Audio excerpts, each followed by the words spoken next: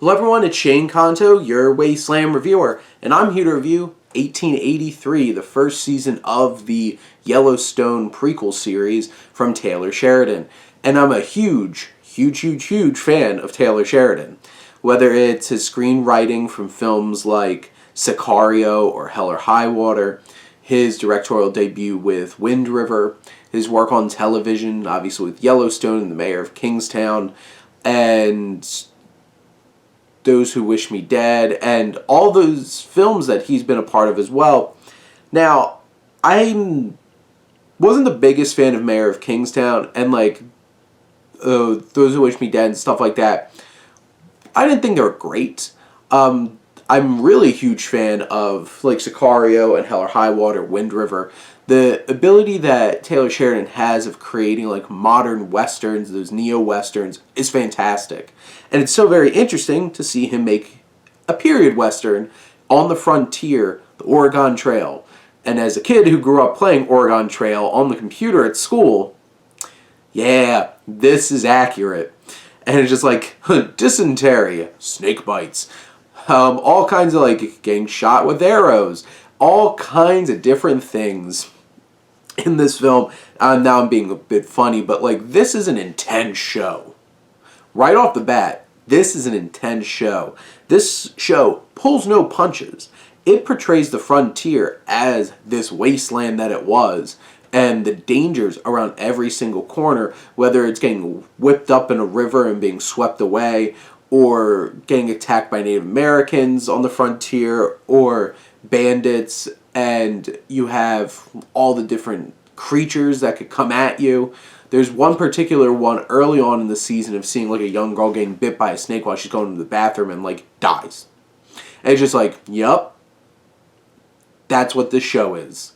This is dangerous, it's intense, but at the core, it's all about character and the story of hope and having faith and trying to make it.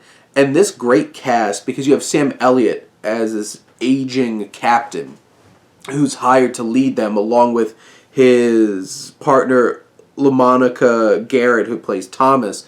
But Sam Elliott gives an incredible performance so late in his career. This is something that I hope he gets some Emmy consideration and stuff like that, because he killed it.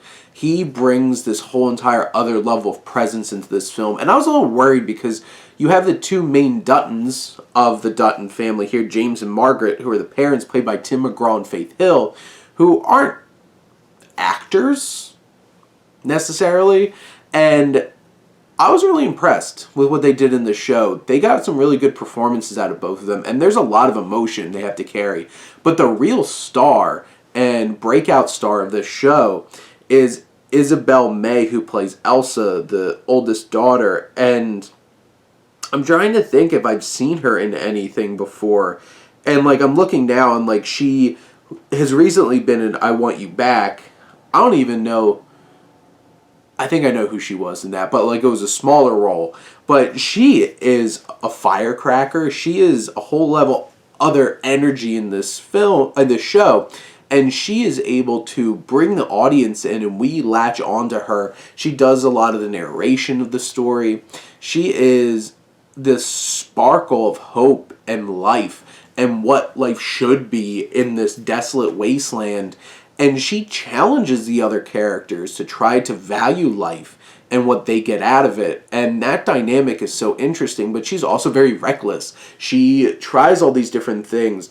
She falls in love on the frontier. She connects with Native Americans on the frontier. She wants to wear pants. She wants to have a gun. She wants to be the one doing the hurting and everything. And she is a very different kind of character. And then you have all these other different families and characters along the way who's in this wagon train. You get to see all kinds of different things. And there's some great cameos from some really famous people in this show. And I'm not going to spoil any of them. But watch out, especially the first couple episodes. And then the last one. There's one I really enjoyed in the last episode too. But there's some big names there. These themes of what you're trying to see along the frontier in terms of life and what it means to keep fighting for life and to find a place where you could really put your roots in and grow something for your family. It's intense, it is hopeful, it's tragic. There's a sense of meaning to everything. And every episode has an impressive arc about it, and it leaves you wanting more, and it leaves you wanting to see more of these characters and hoping that they can make it. And this first season was really impressive. I loved the show, and I appreciate how it reframed a lot of things about the Old West. There's no, like, heroic, like, gunslinging. There's no, like, how it reframes relationships with Native Americans. It takes the Western genre and brings new ideas and perspectives and thoughts to it, but still is able to capture that, the beauty. Like, you see the frontier, and it's just glory out west in this show. And Taylor Sheridan has another winner on his hands, so good for him. But those are my thoughts on 1883. Let me know what you think, and let's talk some TV. But thank you as always for tuning in and supporting your Wasteland Reviewer.